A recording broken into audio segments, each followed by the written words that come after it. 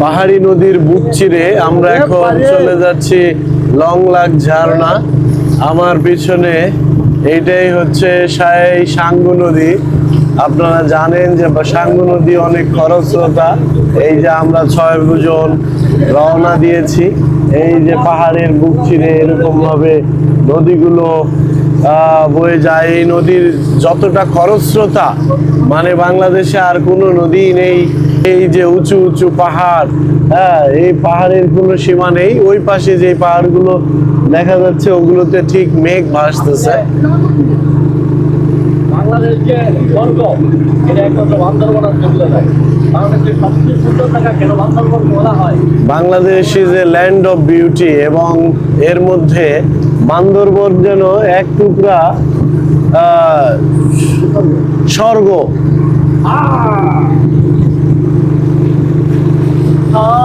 বাংলাদেশ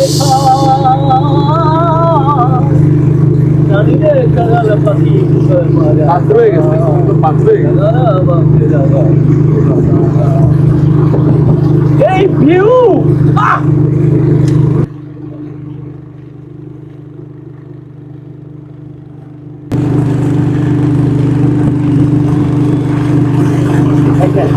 এই দৃশ্যটা দেখে একটা ওয়াও দৃশ্য। বান্দরবনের সাঙ্গু নদীর দৃশ্য,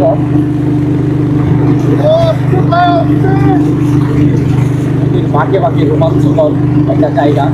কিন্তু কি বলবো, ভাষায় প্রকাশ করার মতো না। এই দেখেন একটা পাথর খোঁজ করলাম আমরা, সাঙ্গু নদী, এটা বান্দরবনের সবচেয়ে রোমাঞ্চিত একটা জায়গা। হ্যাঁ, এত বেশি চমৎকার, এটা ভাষায় প্রকাশ করার মতো না। এই রেনি রাজা পাথর।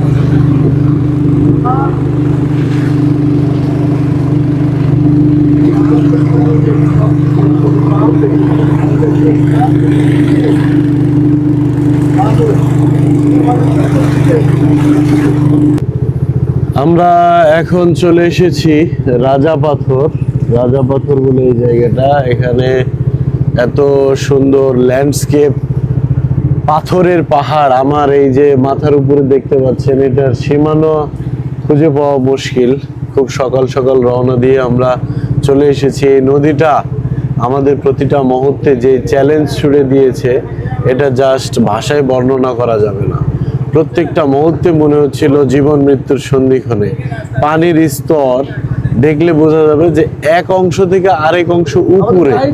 তো পানি তো সব সময় চাই সমান হতে। এই পানি সব সময় ওখান থেকে এত দ্রুত প্রবাহিত হচ্ছে যে পরে কি আবার হেদিকে যাবেন? Mind blowing. হ্যাঁ, এই যে আমাদের পিছনের নদীটা এতই খরস্রোতা যে আমাদেরকে নৌকা থেকে নামিয়ে দিয়েছে উপর দিয়ে যাওয়ার জন্য। এই যে উপরে পাহাড় দেখুন, জাস্ট মাইন্ড ব্লোয়িং। কিভাবে ভাষায় বর্ণনা করা যাচ্ছে না। বান্দরবন যে এত সুন্দর, না আসলে বুঝতাম না। এগুলো কি বাঁশের কোরল না? আর এগুলো কি কলা?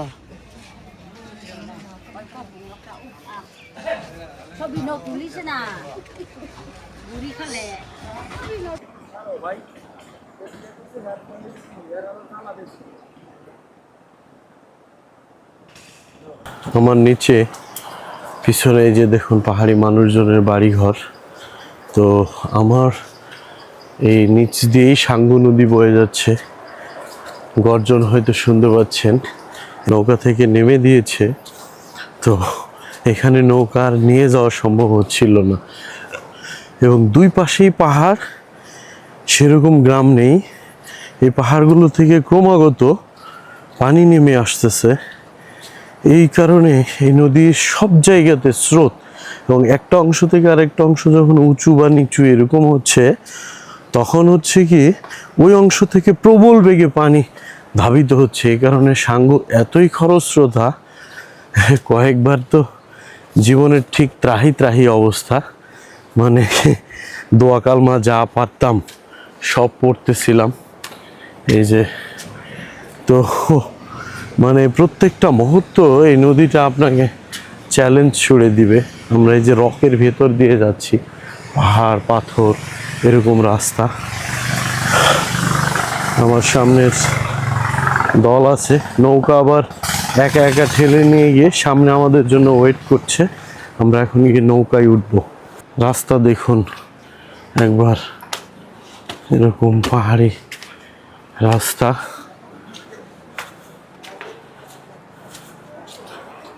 আবার পাহাড়, আবার পাহাড়, আবার পাহাড়। পাহাড়ের কোনো শেষ নেই যে পর্যটকরা যাচ্ছে।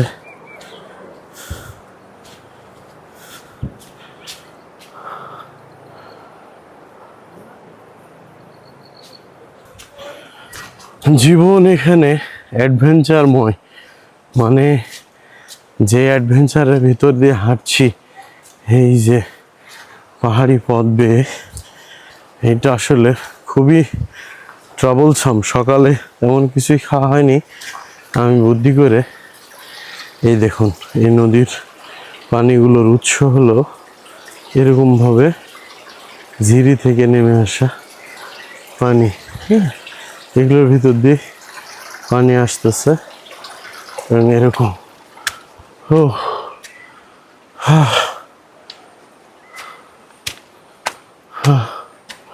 ওই যে পাহাড়ের চূড়া দেখা যায়। হ্যাঁ, জানি না কতক্ষণ হাঁটতে পারবো। লংলাক পাহাড়ে ঝর্ণায়, লংলাক ঝর্ণায় যেতে আমাদের নাকি 1 ঘন্টার মতো ট্রেকিং করতে হবে। এনার্জি কতটা আছে একবার পথ দেখুন কেমন।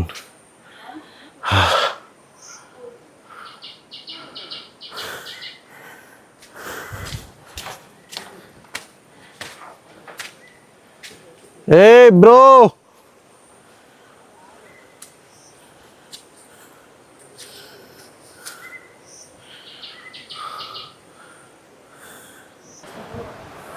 আমরা এখন আছি বড় পথর জায়গাটি দেখুন। পিছনে পাহাড় পর্বত ঘেরা, নিচে প্রবাহমান খরস্রোতা সাঙ্গু নদী। এবং আমরা অনেকক্ষণ পাহাড় ট্রেকিং করলাম, এরপরে যাব লংলাক ঝর্ণায়। এখানে নাস্তা করার জন্য উঠে আসছি। এই যে পাহাড়ি মানুষজনের বাড়ি ঘর দেখতে পাচ্ছেন, মাচাঙের উপর ঘর সাধারণত। এখানে অনেক ছোট ছোট নৌকা, সেই যে পাহাড়ি লোকজন কলা কদলি সব নিয়ে বসে আছে। হোটেল,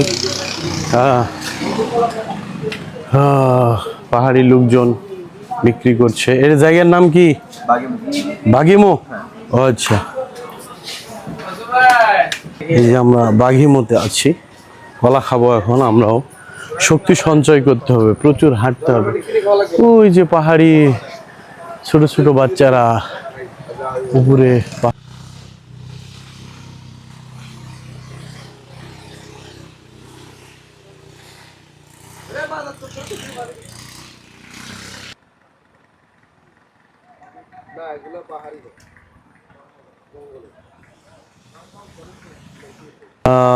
এই যে আমরা চলে এসেছি, আর কোথাও না।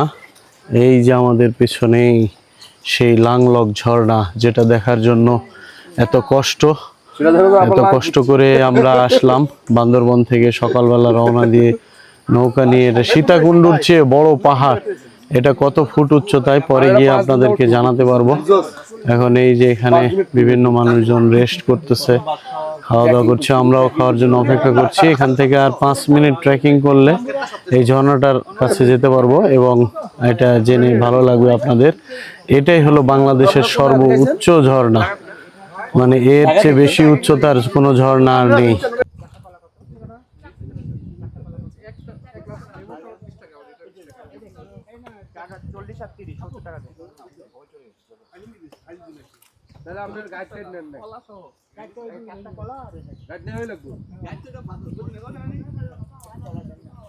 সেই রবার্ট ফ্রস্টের মতো, woods are lovely dark and deep, but I have promises to keep and miles to go before I sleep and miles to go before I sleep. এই পেছনের ঝর্ণা দেখতে হলে আরও মাইলস টু গো, মানে যেতে হবে। আমরা রওনা দিয়ে, এই গাইড মামা আসেন। তো খেতে খেতে রওনা দিলাম, দেখি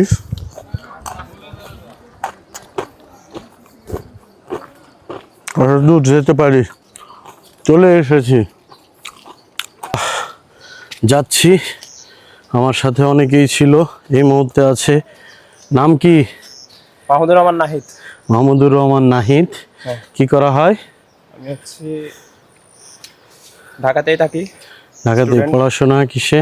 হ্যাঁ, ঢাকা মেডিকেল কলেজে ঢাকা মেডিকেল কলেজ। কোন ইয়ার? 4th year. 4th year. He is the guy with me now. আসলে পথ অনেক কঠিন, কঠিন হলেও ঝর্ণার ভিউটা এবার একদম পেয়ে গেছি কাছ থেকে। এবং ঠিক ঝর্ণাটা এইখানে। ও, এখানে কেমনে নামবো? এই নিলাম তো। আমি আছি। লাঠি লাঠি লাগবে তো, লাঠি ছাড়া সমস্যা নেই।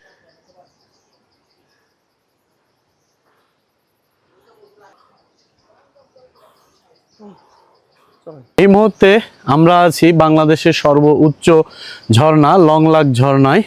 এই যে পেছনে যে ঝর্ণাটি দেখতে পাচ্ছেন, মানে পাহাড়ি একটা, মানে পাথর সমৃদ্ধ পাহাড়, সেই পাহাড়ের উপর থেকে বয়ে আসতেছে ঝর্ণা। এর আরও কাছে গিয়ে আমরা দেখব। এইটাই হলো বাংলাদেশের সর্বোচ্চ ঝর্ণা। ফাইনালি আজকে আমরা এখানে আসতে পেরেছি। চলুন কাছে গিয়ে দেখি কেমন লাগে।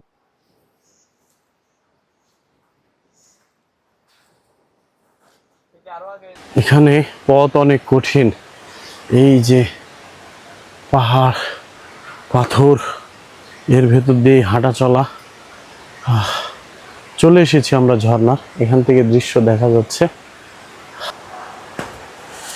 এখানে মনে হচ্ছে পাথরগুলো কেউ সাজিয়ে রেখেছে। ঝর্ণার দৃশ্য, শব্দ সব এখান থেকে পাওয়া যাচ্ছে। এই যে ঝর্ণা, কি পাথর। ফাইনালি আমরা আসতে পারছি।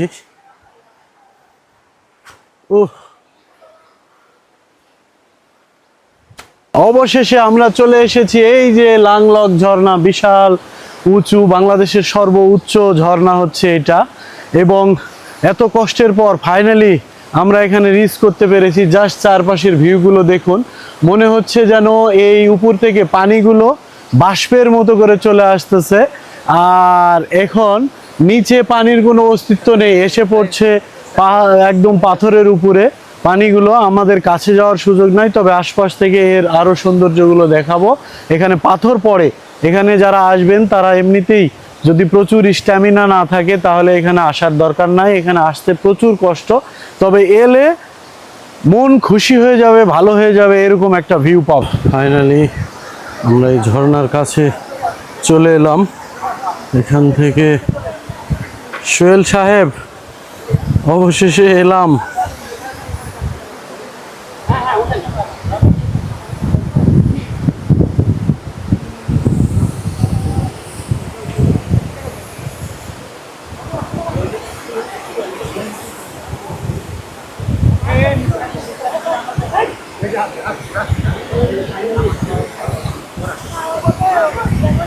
অবশেষে আসলাম। এই যে আমাদের গাইড ভাই পিছনে। এখানে এই ঝর্ণা কবে আবিষ্কার হলো, মানুষ কতদিন থেকে আসে? অনেক দিন আগে জানতো না, এখন অনেক মানুষ আসে। অনেক পর্যটক আসে। সারা বছরে পানি পড়ে না বর্ষার সিজন শেষ হওয়া মাত্র শীতকালে বন্ধ হয়ে যায়। শীতকালে ঝর্ণাটা বন্ধ হয়ে যায়, তাই তো? তাহলে যারা আসবেন শীতকালে এখানে আসার দরকার নাই। পেছনে এই যে ঝর্ণা। আপনার বাড়ি কোথায়? কাঞ্চিতেই না? আপনি কি বাঙালি? জি বাঙালি, মোহাম্মদ শাহজাহান। মোহাম্মদ শাহজাহান। এই ভাইয়ের সাথে যোগাযোগ করতে আসতে পারেন। হ্যাঁ, উনি নৌকা নিয়ে আসে। এত সুন্দর দৃশ্য এখানটায়, মানে জাস্ট মনে হচ্ছে স্বর্গ নেমে এসেছে। আমাদের গায়েও কিছু কিছু পানি পড়ছে, কিন্তু এই যে উপর থেকে বৃষ্টির মতো হয়ে পানিগুলো জাস্ট মনে হচ্ছে যে আসতেছে ছিটে তুষারের কণার মতো পানিগুলো আসতেছে, এই যে ক্যামেরায় কিছুটা আসতেছে, এগুলো কিন্তু বৃষ্টি না, ঝর্ণার পানি জাস্ট উড়ে উড়ে আমাদের গায়ে আসতেছে কুয়াশার মতো। তো চলে আসুন লং লাক ঝর্ণা, বাংলাদেশের সর্ব উচ্চ ঝর্ণা। এই যে বরাবরের মতো সোহেল ছাড় পাথরে ওঠার প্রস্তুতি, এখান থেকে ঝর্ণাটা সুন্দর দেখা যায়, আমি উঠব, চলুন।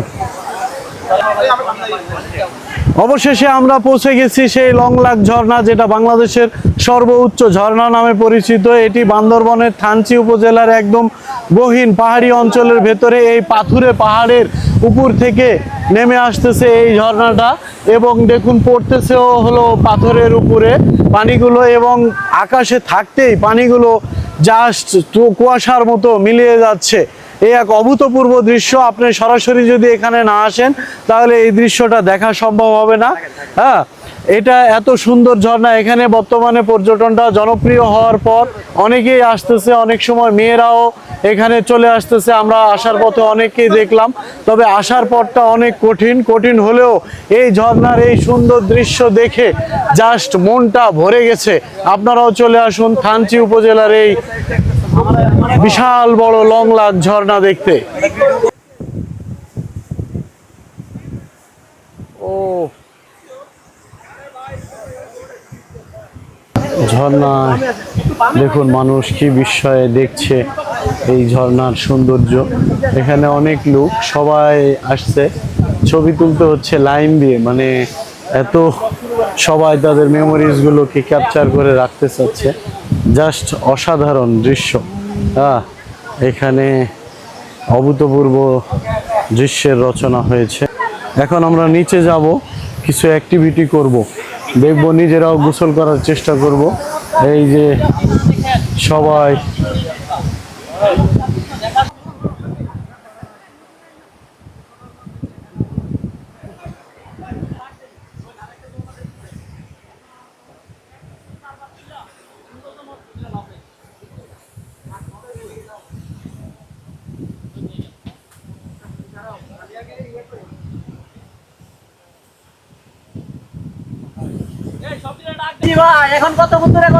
বাংলাদেশে এখানে এসে আমার এই লাংলক ঝর্ণাতে এসে আইডিয়াটা চেঞ্জ হয়েছে যে বাংলাদেশে ট্যুরিজমটা এখন এত ব্যাপকভাবে বিস্তৃত হয়েছে। দেখুন আমার চারপাশে কত মানুষ, মেয়েরাও এখন ঘর থেকে বের হয়ে এসেছে।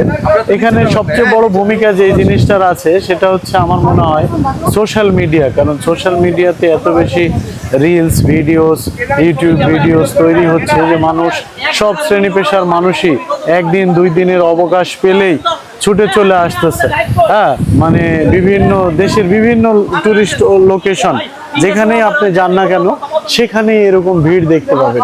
এটা বাংলাদেশের ট্যুরিজমের জন্য একটা গুড সাইন, এবং এক্ষেত্রে আমি চাইবো যে সরকার যারা আছেন তারা বাংলাদেশের এরকম দুর্গম পাহাড়ি ঝর্ণা, পাহাড়, বিভিন্ন কটেজ, এইগুলোর মাধ্যমে এখানে এই জায়গাগুলোতে যে ধরনের ট্যুরিজম হওয়ার কথা, যে ধরনের ট্যুরিজম এক্সপেক্ট করে মানুষ, সেই ধরনের ট্যুরিজম ফ্যাসিলিটিসগুলো প্রোভাইড করার জন্য এখানে সরকারি এবং বেসরকারি দুই ধরনেরই উদ্যোগের প্রয়োজন হবে।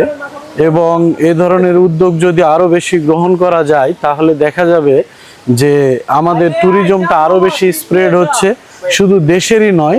এখানে আমি একটাও বিদেশি কোনো পর্যটককে দেখতে পেলাম না, এবং যেমনটা গাইডের কাছ থেকে শুনতে পেলাম যে এখানে আরও আগে এটা মানুষ জানতোই না যে এখানে একটা ঝর্ণা আছে এবং এত বিশাল ব্যাপক। এখানে আসার রাস্তাটা যদি আরও ভালো হয় তাহলে আমার মনে হয় এখানে আরও বেশি পর্যটক আসবে, বিদেশি পর্যটকদের আনা যাবে, এবং এই অঞ্চলের অর্থনীতি অনেকাংশেই সহ সমগ্র বাংলাদেশের অর্থনীতিতে এটা একটা ব্যাপক ভূমিকা রাখতে পারবে। সুতরাং যারা কর্তৃপক্ষ আছেন তারা যদি এই রাস্তাগুলোতে সিঁড়ি করে দেওয়া বা হচ্ছে রিসোর্ট তৈরি করা, আসার ফ্যাসিলিটিসগুলো আরও ভালো করা, শৃঙ্খলা আনা, কোনো ধরনের নিরাপত্তা, সব জিনিসগুলো যদি আনা যায় তাহলে এই লং লাক ঝর্ণাও হতে পারে বাংলাদেশের অন্যতম সেরা পর্যটনের স্পটগুলোর মধ্যে একটি।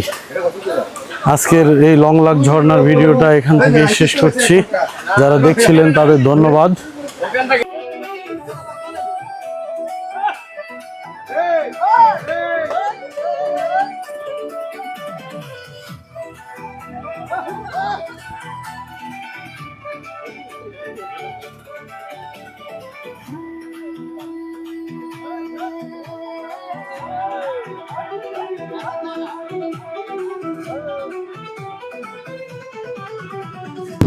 অবশেষে আমরা এসে পৌঁছে গেলাম থানচি। এই যে আমার পিছনে যে শহরটা দেখা যাচ্ছে এটাই হলো থানচি।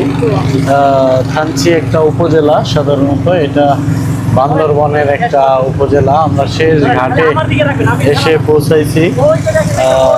এখানে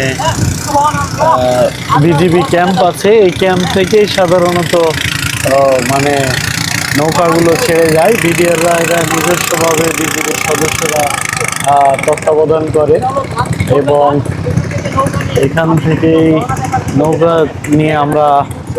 থেকেই নৌকা নিয়ে আমরা রওনা করেছিলাম। এখন এসে আমাদের নৌকাটা ঠিক ঘাটে ভিড়ে গেল।